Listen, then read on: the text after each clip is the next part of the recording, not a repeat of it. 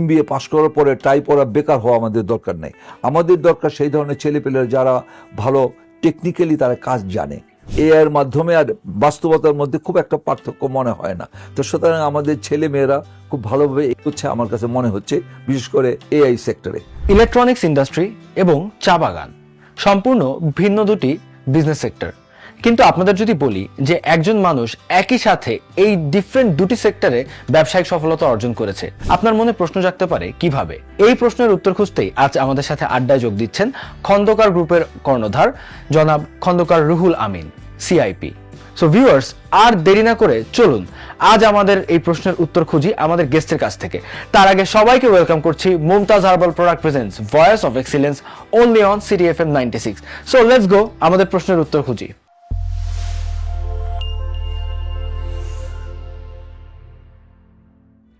দর্শক, এখন আমরা আমাদের অনুষ্ঠানের মূল পর্বে চলে যাচ্ছি। আমাদের সাথেই আছেন আমাদের আজকের special guest. Let us welcome mister Khandaker Ruhul Amin, Khandaker গ্রুপের প্রতিষ্ঠাতা এবং স্যার একজন CIPO।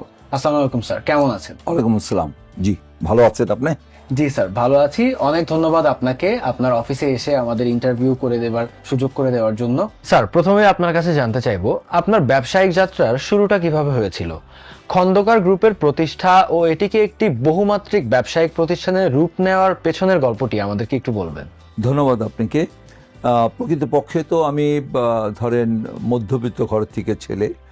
আমি যখন ঢাকা ইউনিভার্সিটি থেকে কমপ্লিট করি অনার্স সহ মাস্টার্স, আমার যে মানে সাবজেক্ট ছিল তাও ম্যানেজমেন্ট, বিজনেস ম্যানেজমেন্ট, আর বিজনেস সাথে রিলেটেড ছিল।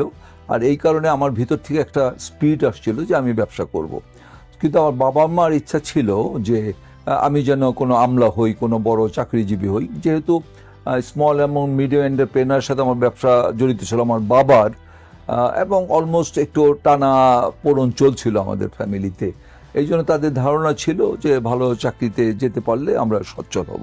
বাট আমার যে একটা এইম বা আমার যেটা ডেস্টিনেশন, আমি মনে করছি যে আমার বাবার ব্যবসাটাকে আমি কিভাবে আরও একটা স্ট্যান্ডার্ড পর্যায়ে নিয়ে যাওয়া বা আন্তর্জাতিক পর্যায়ে, তখন তো অনেক চিন্তা বা কুসুম কল্পনা, বাট আমার একটা এইম ছিল যে ইনশাল্লাহ আমি একটা ভালো পর্যায়ে নিয়ে যাব। এখন আপনারাই বলতে পারেন যে খন্দকার টি বা খন্দকার গ্রুপ এখন কোন পর্যায়ে আছে। যেহেতু আমি এক্সপোর্ট করছি, আমি ইন্টারন্যাশনালি ব্যবসা করছি, সুতরাং আমার ধারণা যেটা ইন্টারন্যাশনালি একটা আমার গ্রুপ যেটা খন্দকার টি বা খন্দকার গ্রুপ একটা হয়েছে। আপনি বাংলাদেশের ইলেকট্রিক্যাল অ্যাসোসিয়েশনের প্রেসিডেন্ট হিসেবে দীর্ঘদিন কাজ করেছেন। বাংলাদেশের ইলেকট্রনিক্স এবং ইলেকট্রিক্যাল শিল্পের অবস্থা এবং সম্ভাবনা সম্পর্কে আপনার কি মতামত? ধন্যবাদ। আপনি যে কথাটা ধরেছেন খুবই বাস্তবতা, কারণ এখন যেভাবে আমাদের সমাজ এগিয়ে যাচ্ছে, সমস্ত বিশ্ব এগিয়ে যাচ্ছে টোটালি ইলেকট্রিসিটির উপর ডিপেন্ডেন্ট করে, তাই না? এবং আমরা এও জানি যে পৃথিবীর মানচিত্রে যখন প্রথম আপনার ইন্ডাস্ট্রিয়াল গ্রোথ হলো, তখনই কিন্তু যখন এই বৈদ্যুতিক যেটা ক্রিয়েট হয়েছে বা বিদ্যুৎ উৎপন্ন হয়েছে, তখন পরের থেকেই কিন্তু ডেভেলপটা অনেক বেড়ে গেছে। বিধায় এখন আমাদের যে 95,000 গ্রাম আছে, অলমোস্ট প্রত্যেকটা গ্রামে কিন্তু এখন বিদ্যুৎ চলে গেছে। এবং আমি এও দেখেছি যে প্রায় প্রতি বছর আপনার 50,000 কোটি টাকা এখান থেকে টার্নওভার হয়। তা সুতরাং এই যে বড় একটা সেক্টর, এই সেক্টরটা আমি মনে করি যে সরকার বিদ্যুৎ উৎপন্নের যে ক্ষমতা আছে সেই ধরনের কিন্তু সঞ্চালন লাইনের জন্য ঠিকমতো ওইটা পাস করতে পারছে না, ওইটাকে সঞ্চালন করতে পারছে না। এবং এইটাও ঠিক, আমরা জানি যে বিদ্যুৎ অনেকটা পেট্রোলের মতো, যে উৎপন্ন যা হবে এটা যদি আমরা ব্যবহার না করি তাহলে ওইটা শেষ হয়ে যাবে। সুতরাং ওইটা কাজে লাগানোর জন্য এখন যে সঞ্চালন থেকে আরম্ভ করে প্রতিটা ক্ষেত্রে শুধু সরকারিভাবে পারবে না, আমরা প্রাইভেট সেক্টর আমরা যারা আছি, আমরা বাংলাদেশ ইলেকট্রিক অ্যাসোসিয়েশনে যারা আছি, আমাদের সম্পৃক্ত নিয়ে যদি সরকার পিপির মাধ্যমে এটা এগোতে পারে, আমি মনে করি এই সুন্দর যে সম্ভাবনা এই সেক্টরটা, এটাকে আমরা কাজে লাগাতে পারবো। এই কারণে বাংলাদেশ ইলেকট্রিক অ্যাসোসিয়েশন কাজ করছে। আপনি একাধিকবার FBCCI এর সঙ্গে যুক্ত ছিলেন। দেশের ব্যবসায়িক নীতি নির্ধারণে এই প্ল্যাটফর্মটি কতটা গুরুত্বপূর্ণ বলে আপনি মনে করেন? হ্যাঁ, আমরা জানি যে অ্যাপেক্স ফোরাম একটা ব্যবসায়ীদের সর্বোচ্চ সংগঠন, FBCCI অর্থাৎ the federation Bangladesh chamber of commerce and industry.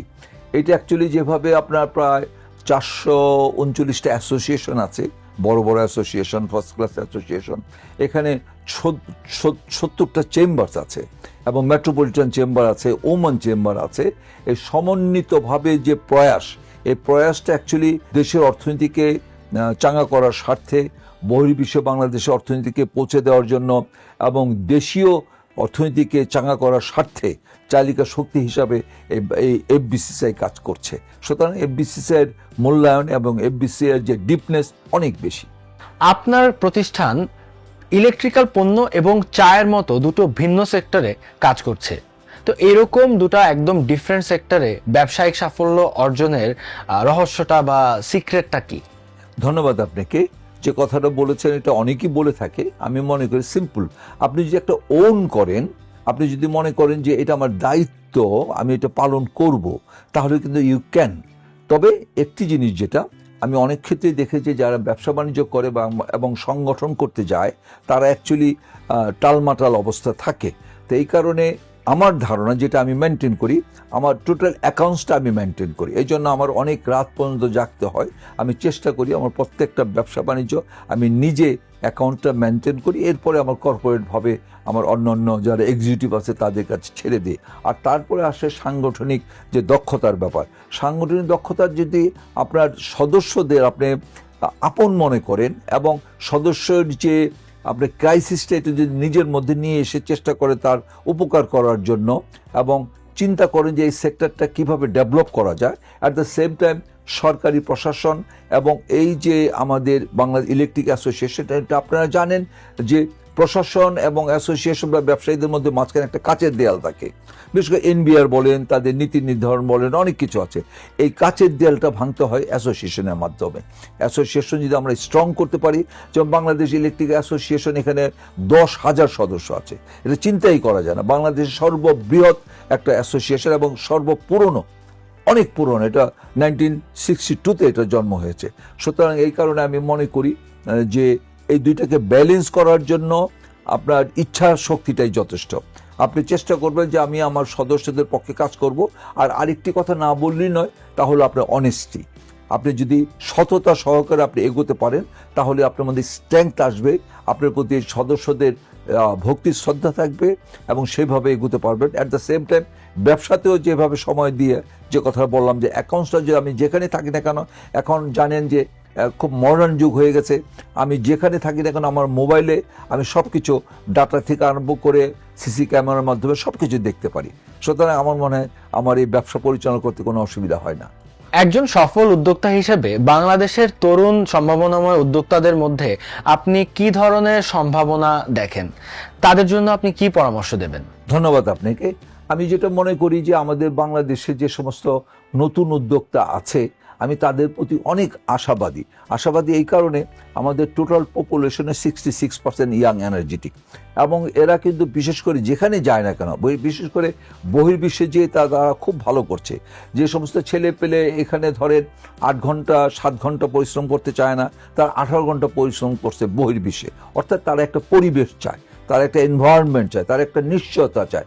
এই নিশ্চয়তা যদি চায় তাহলে তারা খুব ভালো করছে এবং আমি মনে করি এখন অনেক শিক্ষিত ছেলেরা, ইভেন মেয়েরাও, তারা গ্রামে যেয়ে তারা এগ্রিকালচার কাজ করছে, ফিশিং করছে, তারা এমনি অন্য সিম্পল একটা দোকানদারি করছে। এবং আরেকটা যেটা জিনিস সবচেয়ে যেটা আশা হলো, তা হলো ফ্রিল্যান্সিং যেটা করছে। প্রত্যন্ত অঞ্চলে একটা মেয়ে, সে ফ্রিল্যান্সিং করে দেখা যায় যে মাসে সে 20,000 টাকা কামাচ্ছে, একটা ছেলে 50,000 টাকা কামাচ্ছে, ইয়াং ছেলে ফ্রিল্যান্সিং করে। তো এইটাকে আমাদের আরও সুযোগ করে দিতে হবে। আমাদের যে ইন্টারনেট যে আমাদের সেবাটা আছে, এটা 4G 5Gর সাথে আমাদের সম্পৃক্ত করতে হবে। এবং আমি মনে করি আমাদের ইয়াং ছেলেরা যে ধরনের তারা মেরিটোরিয়াস, তারা যেভাবে চিন্তা ভাবনা করে, এখন যেটা AI, যেটা আর্টিফিশিয়াল ইন্টেলিজেন্স, এবং আমি বিভিন্ন কন্টেন্ট দেখি তাদের এই সুন্দর কন্টেন্টগুলোই মনে হচ্ছে যে তারা সত্যি খুব পারদর্শী এবং অনেকটা ন্যাচারাল মনে হয় যে কন্টেন্ট ক্রিয়েটার এআইয়ের মাধ্যমে আর বাস্তবতার মধ্যে খুব একটা পার্থক্য মনে হয় না। তো সুতরাং আমাদের ছেলে মেয়েরা খুব ভালোভাবে এগোচ্ছে আমার কাছে মনে হচ্ছে, বিশেষ করে AI সেক্টরে। বাংলাদেশের শিল্প ও ব্যবসা খাতে আন্তর্জাতিক সহযোগিতা এবং বিনিয়োগ বাড়াতে আমরা কি করতে পারি বলে আপনি মনে করেন? ধন্যবাদ আপনাকে। অ্যাকচুয়ালি যারা ইনভেস্ট করবে, আমি একজন ব্যবসায়ী, আমি যদি আমার নিজের দেশে বা বহির্বিশ্বে আমি ইনভেস্ট করতে চাই, আমি যাব সেখানকার এনভায়রনমেন্ট, সেখানে পলিটিক্যাল আনরেস্ট যাবো আমি, যে জিনিসটা। আমাদের বর্তমান সরকার যেহেতু নতুন সরকার হয়েছে, এখনও 1 মাস অবধি হয়নি, এটা একটা ট্রাস্টেড করতে হবে। ট্রাস্টেড করতে হলে প্রথমেই যেটা দরকার তা হলো ল অ্যান্ড অর্ডারটা ভালো রাখতে হবে, এটা অবশ্যই। আর তারপর ব্যাংকিং যে সিস্টেমটা, অর্থনৈতিক সেক্টরটা, এটাকে আপনার আরও স্ট্রেংথেন করতে হবে। অ্যাট দ্য সেম টাইম আপনার দেখা যায় যারা ইনভেস্টর আছে, বহির্বিশ্বে আছে, ইভেন আমাদের অনেক ব্যবসায়ী আছে, প্রবাসী আছে, যারা প্রচুর টাকা আছে তাদের, এখানে তারা ইনভেস্ট করতে চায়, কিন্তু এখানে এই বিভিন্ন সেক্টরের যে প্রতিকূলতা, দেখা যায় একটা ব্যবসা করতে গেলে তার 8 থেকে 9টা সেক্টর থেকে 9টা মন্ত্রণালয় থেকে তার পারমিশন করে আনতে হয়। এরপরে সে এসে 6 মাস ঘুরে 1 বছর ঘুরে যখন দেখেন ঠিকমতো পায় না, পরে ব্যাক টু দ্য প্যাভিলিয়ন, সে আবার চলে যায়। দ্যাটস ওয়াই এখানে ওয়ান স্টপ সার্ভিস করতে হবে। আপনার ল অ্যান্ড অর্ডারের অবস্থা ভালো করতে হবে। এইভাবে যদি সরকার তাতে প্রিফারেন্স দেয়, তাহলে আমি মনে করি যে বহির ইনভেস্টাররা যারা আছে, ফরেন ইনভেস্টাররা, তারা এখানে আসবে, এবং ফরেন ইনভেস্টাররা আসলে আমাদের যে স্থানীয় ইনভেস্টাররা তারা এনকারেজ হবে, তাদের মধ্যে প্রতিযোগিতা হবে, তারা চেষ্টা করবে প্রতিটা ক্ষেত্রে ভালো করার জন্য। তখনই সম্ভব হবে আমাদের দেশকে অর্থনৈতিকভাবে চাঙ্গা করা।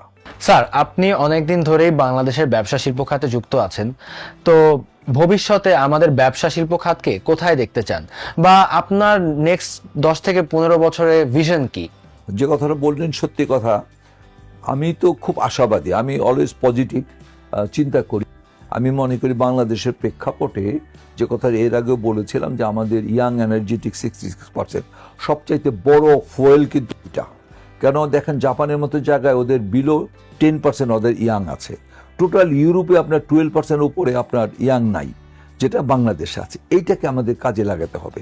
এই কারণে আমাদের টেকনিক্যালি আমাদের যে সমস্ত ছেলেমেয়েরা আছে তাদেরকে আপনার ইনভলভ করতে হবে, স্কিল করতে হবে টেকনিক্যালি। শুধু আপনার BBA MBA পাস করার পরে টাই পড়া বেকার হওয়া আমাদের দরকার নেই। আমাদের দরকার সেই ধরনের ছেলেপেলেরা যারা ভালো টেকনিক্যালি তারা কাজ জানে, তারা কম্পিউটার, তারা আপনার ফ্রিজ, রেফ্রিজারেটর, তারা অটোমোবাইলস, তারা আপনার ইভেন আপনার যেগুলো যে আপনার কার্পেন্টার এবং প্লাম্বার এবং এই ধরনের অনেক কিছু আছে, যে এগুলাকে তারা পারদর্শী হয়ে, দক্ষ হয়ে তারা বিদেশে যেতে পারে, অ্যাট দ্য সেম টাইম বাংলাদেশেও কাজ করতে পারে। আমাদের আরেকটা সেক্টর আছে food sector, Khandakar food and beverage, Khandakar restaurant আমাদের ঢাকার মধ্যে খুব ভালো করছে। এখানে আমরা দেখেছি অনেকে যে আমাদের এখানে ট্রেন আপ করে তাদেরকে শিখিয়ে তারা বিদেশে যাচ্ছে। বিশেষ করে আপনার ইংল্যান্ডের যে ফার্স্ট জেনারেশন যারা, তারা হোটেল রেস্টুরেন্ট করেছে, সেকেন্ড জেনারেশন পর্যন্ত, থার্ড জেনারেশন কিন্তু তারা রেস্টুরেন্ট করতে চাচ্ছে না, তারা চাচ্ছে অন্যান্য সেক্টরে। তো সেখানে আমরা চাচ্ছি যে আমাদের এখানকার যারা স্কিল, যে সমস্ত শেপ আছে, আপনার ফুড সেক্টরে যারা জড়িত আছে, তাদেরকে আমরা বাহিরে পাঠিয়ে আমরা চাই যে প্রচুর বৈদেশিক মুদ্রা অর্জন করা, এবং অ্যাট দ্য সেম টাইম আমাদের প্রচুর জনসংখ্যাকে আমরা কাজে লাগাতে চাচ্ছি। এখন আমরা ইয়াংদের মধ্যে 27% আপনার বেকার আছে। এই 27% বেকারকে আমাদেরকে প্রোভাইড করবো তাদের, অ্যাট দ্য সেম টাইম আমাদের নিজের দেশে তাদের কাজে লাগিয়ে আমরা সুন্দরভাবে দেশের অর্থনৈতিক চালিকা শক্তিকে সুন্দরভাবে নিয়ে যাওয়ার জন্য আমরা প্রোভাইড করব তাদেরকে। অনেক ধন্যবাদ স্যার আপনাকে এতক্ষণ এত সুন্দর করে আমাদের প্রশ্নের উত্তর দেওয়ার জন্য। আরো কিছুক্ষণ গল্প করতে পারলে ভালো লাগতো, কিন্তু সময় স্বল্পতার কারণে আমাদের আজকের আয়োজন এখানেই শেষ করতে হচ্ছে। কিন্তু যাবার আগে আমাদের স্পন্সর মুমতাজ হার্বাল প্রোডাক্টের পক্ষ থেকে ছোট্ট একটি প্লিজ। ধন্যবাদ আপনাকে। দর্শক, আমাদের আজকের আয়োজন এ পর্যন্তই। আগামী সপ্তাহে আবারও দেখা হচ্ছে নতুন কোনো ভয়েস অফ এক্সিলেন্সের সাথে। ততদিন পর্যন্ত সবাই ভালো থাকবেন, সুস্থ থাকবেন, CTFM 96 এর সঙ্গে থাকবেন এবং Mumtaz herbal product presents voice of excellence থেকে অনুপ্রাণিত হতেই থাকবেন।